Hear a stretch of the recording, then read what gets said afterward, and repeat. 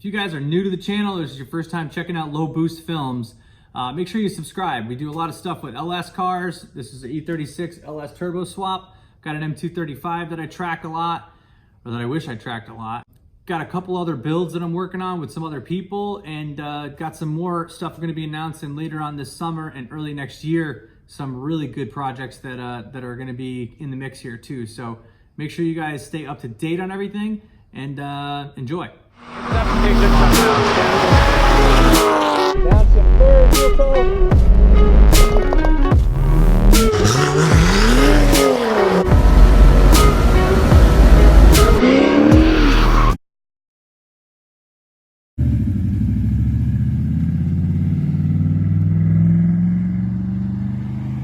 Well, that didn't take long. So that didn't work out. When I had to add the coolant back because we had to take some of it out to relocate the heating lines, I didn't bleed the system, so the car overheated, and I'm still leaking oil out of the turbo, so I gotta figure out what to do with that. But it's back at my house now, so I can get back to work on this. So we'll see what's going on. So it looks like it could be leaking from here now. The V-band looks as if it's got oil on it. Nothing too bad.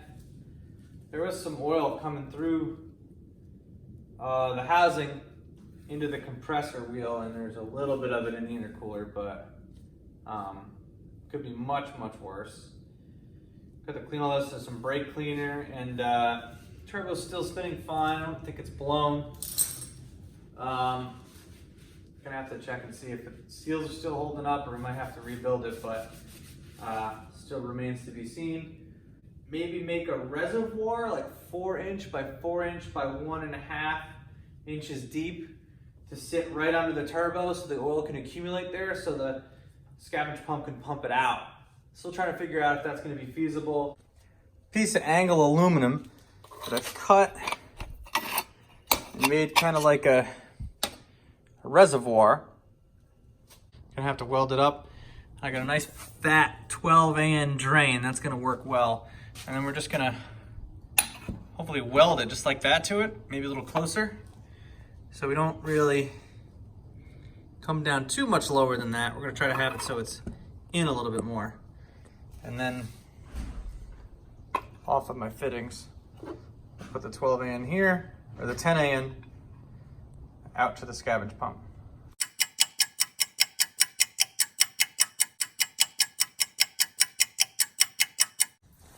So, got it welded up. Got a 10 AN fitting here. Got a vent there. I got the bolts already in so they can't fall out. And that is a 12 AN fitting that we welded directly to the little reservoir tank that I have. So this should hold the turbo oil, allow it to drain from the turbo, and this will go into the hookup for my scavenge pump. This is how the tank looks. Going in like that, right underneath the turbo. So I'm gonna actually try to take the glove box apart, see if I can find a way to run my air fuel ratio gauge through the glove box down and around. So let's see how that works out. I actually drilled into the DME box. I measured the distance from here to here and then how far down it is, and literally drilled right here, if you can see. And that's where I'm gonna run my cables through.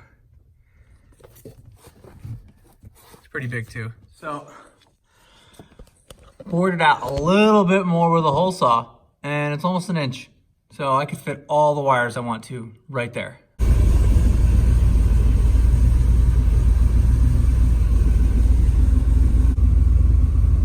It's been running for like 5-10 minutes. Still just kind of chilling there. I got the heat on.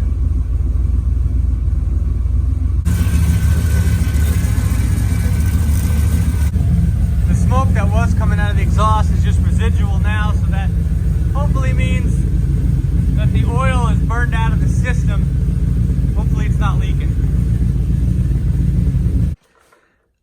after letting it sit overnight, I did have some oil drip from my reservoir. Might just not be tightened enough. Tried it again. I'm also gonna get, can't really see. It's actually stopped now that I tightened it. I'm actually gonna get a 1 PSI check valve for the oil feed. So that way when it's off, it's not continually throwing oil into the turbo. And that should stop things from building up, and then I could just leave the scavenge pump running for a few seconds after it's off to get the oil out of there. As much as I love how that looks, I do want it to be safe, so I actually got a K&N filter, this is from AutoZone, that I'm actually trying to mount behind this, so it actually will give you some more protection other than that turbo guard that's there. So you guys can say what you want. You can say I jerry-rigged it or whatever, but 2 zip ties and a K&N filter, and I got my homemade air filter for my low mount turbo. I also kind of think, because I'm getting frustrated with this coolant now, that the temperature sensor in the BMW isn't really accurate to what the LS engine is.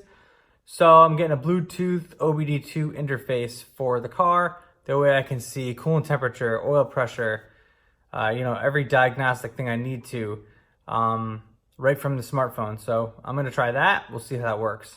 Okay, so it's run for maybe 15, 20 minutes. And it's going up. It's right there. It's not really going any hotter.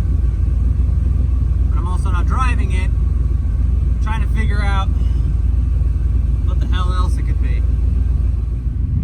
All right, let's try this again. Just keeping an eye on air-fuel ratio and temperature.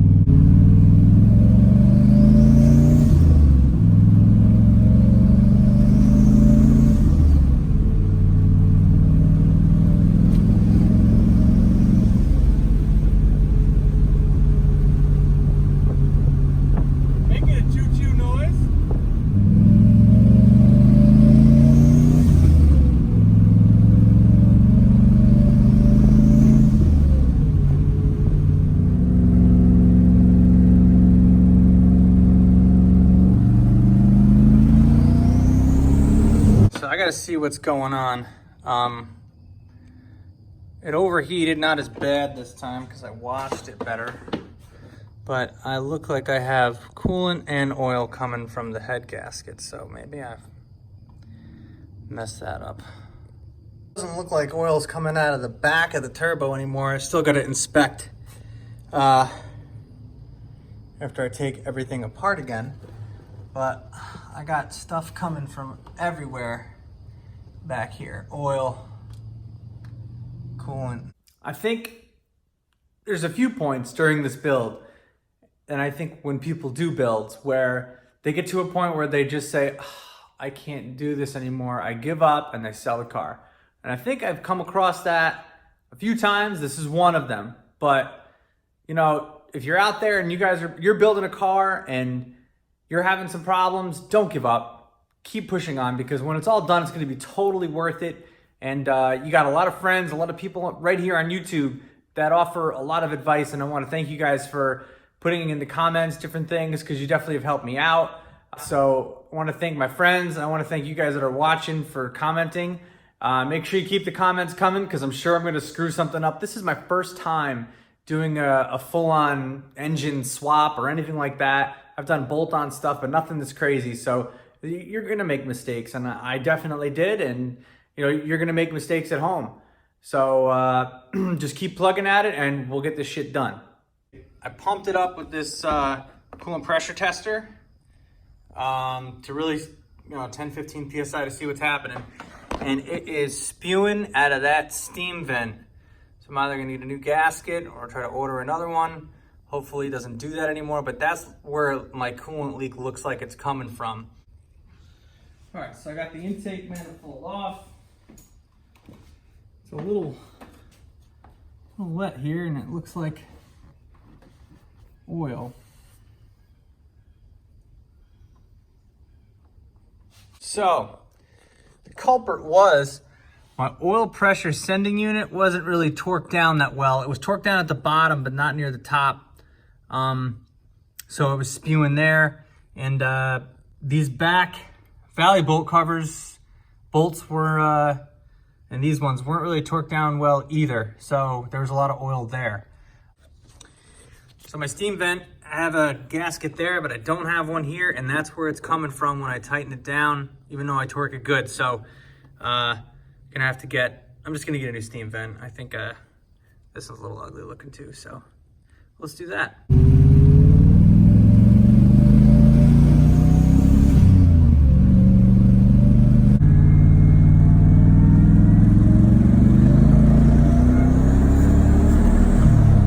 Pulled over maybe a mile or two from my house. The scavenge pump actually isn't as loud when the car's running or on.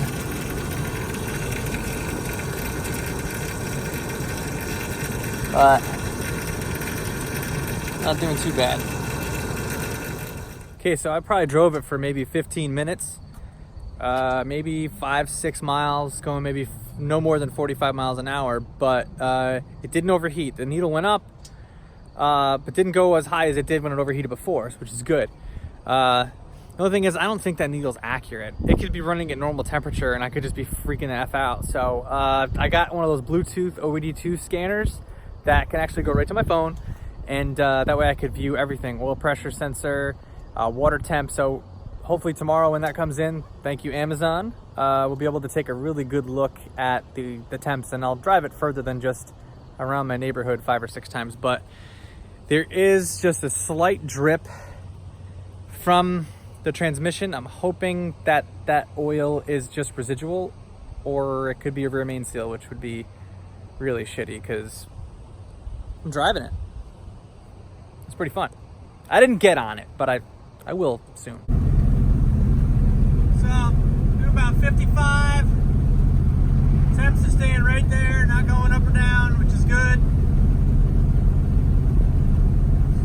Pretty happy right now. Let's see how it goes. I got some friends on standby if I break down, but liking it. So when it was 60 degrees outside, with that OBD2 sensor, I could actually see the actual temperatures of the engine, and it was around 190 degrees. So even though in the car I was freaking out, it really wasn't so bad once I actually bled the coolant and did it right. So the car is not overheating anymore. I even took it to a car show. I got a little adventurous. So there was a car show maybe 10 miles down the road from my house, and took it there, made it back. No major issues, didn't overheat. Not really going crazy on it, just kind of taking it easy, trying to work out the kinks on it. A couple more things I got to do, hook up some more lines, some more gauges, and I really just need to drive it at this point. But car's running great, very happy with it. I'm just hoping that the rear main seal isn't actually gone. I got this stuff called Blue Devil, and I poured it in just as a precaution, just in case. And since I did that and drove it around, it's not leaking really. I mean, maybe a drop. Hopefully it was either residual or actually fixed it.